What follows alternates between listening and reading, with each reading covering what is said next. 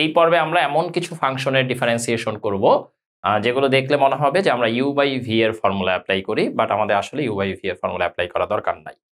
আমরা একটু চিন্তা করলে এই ফাংশনগুলোকে খুব সহজেই ডিফারেন্সিয়েশন করে ফেলতে পারি। এই ফাংশনগুলো আসলে কালপিট ফাংশন, এগুলোর ভিতরে অন্য কিছু লুকায় আছে।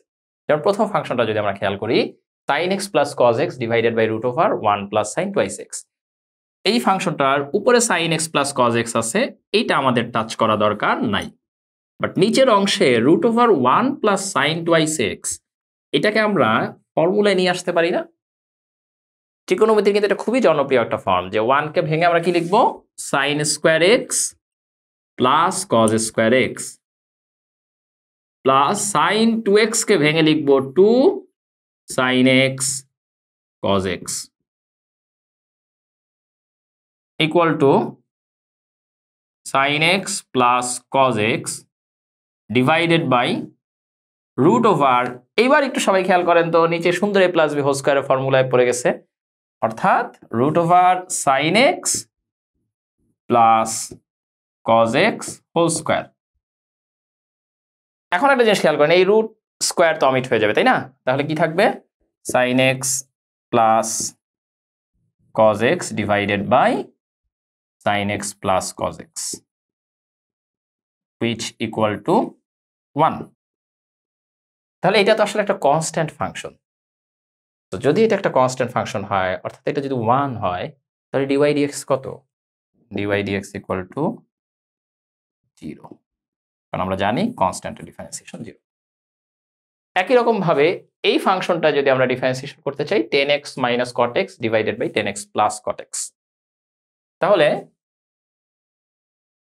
10x কে ভেঙে আমরা লিখতে পারি sin x বাই cos x minus cot x কে ভেঙে লিখতে পারি cos x বাই sin x ডিভাইডেড বাই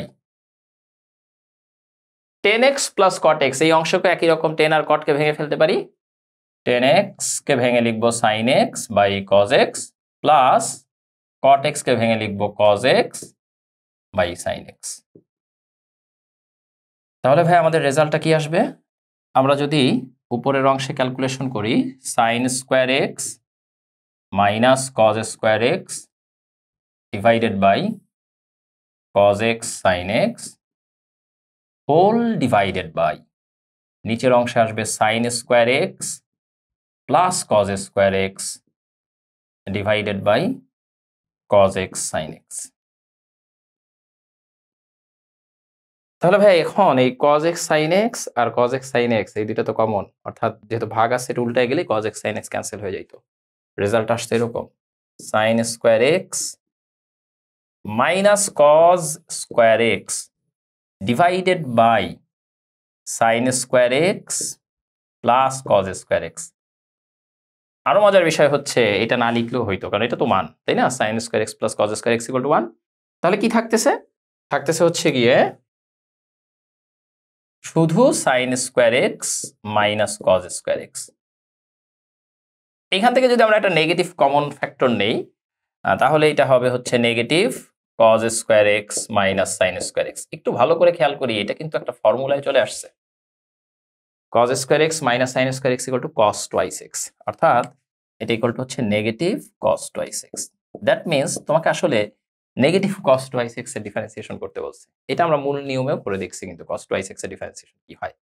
তাহলে আমরা এখন এটা ফর্মুলা অ্যাপ্লাই করলে cos twice x এর ডিফারেন্সিয়েশন কি আসবে?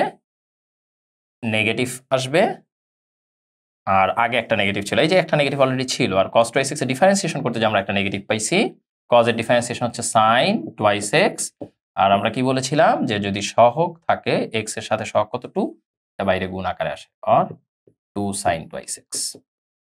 এটা হচ্ছে আমাদের এই ডিফারেন্সিয়েশনটার রেজাল্ট, অর্থাৎ dy dx equal to 2 sin twice x।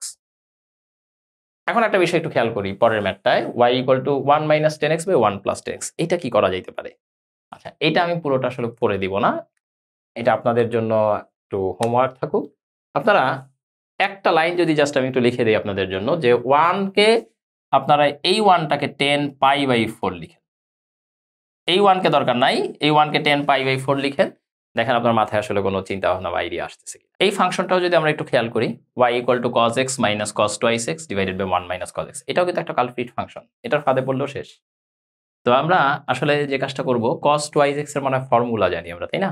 আমরা এরকম একটা ফর্মুলা জানি যে cos twice x এর সাথে related 1 plus cos twice x equal to 2 cos square x, or directly আপনারা লিখে দিতে পারেন cos twice x equal to 2 cos square x minus 1। তাহলে আমরা এই y এর cos x minus cos twice x কে ভেঙে কি লিখতে পারি? 2 cos square x minus 1 divided by 1 minus cos x। এবার একটু ভেবে চিন্তে ক্যালকুলেশন করে যাইতে হবে। এই যে 2 cos স্কয়ার x মাইনাস 1, এখান থেকে আমরা সাজায় লিখলে এইভাবে লিখতে পারবো cos x minus 2 cos square x minus মাইনাসে plus 1 divided by 1 minus cos x। আচ্ছা, একটু ভালো করে যদি খেয়াল করি, এখানে তো দুইটা cos স্কয়ার x আছে, দুইটা cos স্কয়ার x কে আমরা একটু আলাদা করে ফেলি এইভাবে, যে একটা cos স্কয়ার x রাখলাম আর একটাকে এই যে এইটার সাথে দিলাম, ঠিক আছে? দুইটাই cos স্কয়ার x, একটু ভেঙে দিলাম, এই যে cos স্কয়ার x, এই cos স্কয়ার x। তাহলে এইখানে এখন খেয়াল করি কি কমন ফ্যাক্টর আছে, cos x কমন ফ্যাক্টর আছে। তাহলে এই দুইজনের মধ্য থেকে যদি cos x কে কমন ফ্যাক্টর নিয়ে নেওয়া হয়, তাহলে আসবে 1 মাইনাস cos x, আর এই দুইজনের মধ্যে 1 minus cos square x, a square minus b square, এটা কি আসবে 1 plus cos x into 1 minus cos x divided by 1 minus cos x। আচ্ছা, এবার ভাই একটু সবাই লক্ষ্য করেন তো, 1 মাইনাস cos x টা কি কমন ফ্যাক্টর, এটা আলাদা করে ফেলেন। তাহলে 1 minus cos x common factor into uncommon portion কি, আনকমন পোর্শন হচ্ছে এইখানে cos x আর এখানে হচ্ছে 1 plus cos x, that means cos x plus 1 plus cos x divided by 1 minus cos x। তাহলে 1 minus cos x, 1 minus cos x cancel, cos x plus 1 plus cos x or 2 cos x plus 1। তাহলে dy dx এর value কি আসা উচিত?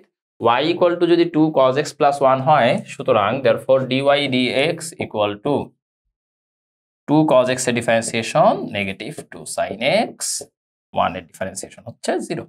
তো dy dx equal two negative 2 sin x। দেখেন আমরা কিন্তু এখানেও কোনো ভাগের ফর্মুলা অ্যাপ্লাই করি নাই। এবারে আরেকটা খুবই জনপ্রিয় এবং পরীক্ষার জন্য খুব ইম্পর্টেন্ট একটা গাণিতিক সমস্যা দিয়ে আমরা এই পর্বটা শেষ করব, দ্যাট মিনস পর্ব 3।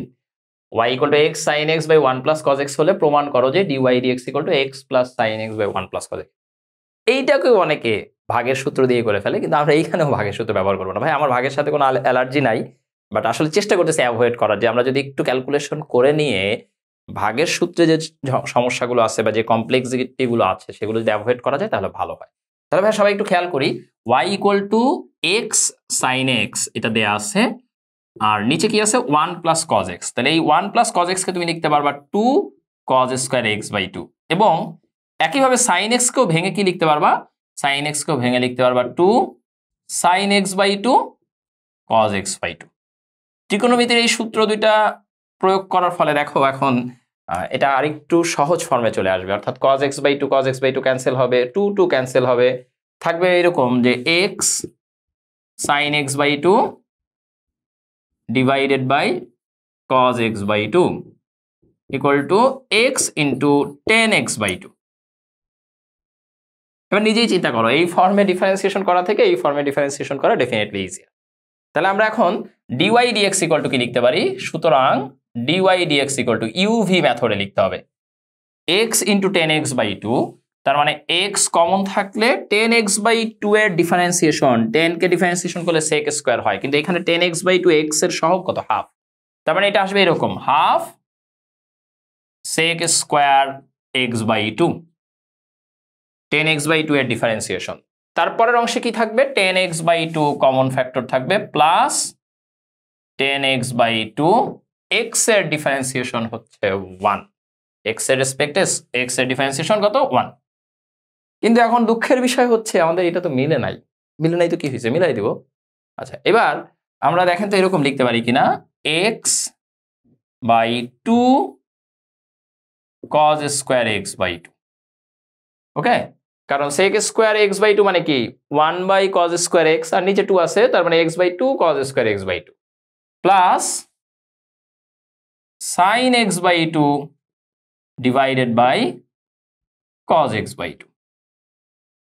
তাহলে এখন আমরা যদি লসাগু বা এলসিএম করে যোগ করি তাহলে আমাদের নিচে আসবে হচ্ছে এরকম 2 cos square x by two, আর উপরে আসবে হচ্ছে X plus sine x by two এর সাথে কি গুণ হবে 2 cos এক্স বাই টু গুণ হবে, sine x by two into 2 cos x by two equal to x plus, এবার একটু দেখেন তো সবাই, এই যে 2 sin x by 2 cos x by 2 এটা মানে কি? এটা মানে হচ্ছে sin x, এই ফর্মুলাই তো এখানে অ্যাপ্লাই করছিলেন, তাহলে এটা হচ্ছে sin x। আবার 2 cos স্কয়ার x বাই 2 মানে কি? নিজেই দেখেন 1 প্লাস cos x এর জায়গায় 2 cos স্কয়ার x বাই 2 লিখছিলেন, ওইটাই আবার বসায় দেন 1 প্লাস cos x। তাহলে ভাই প্রমাণ হয়ে গেছে dy dx equal to x plus sin x by 1 plus cos x।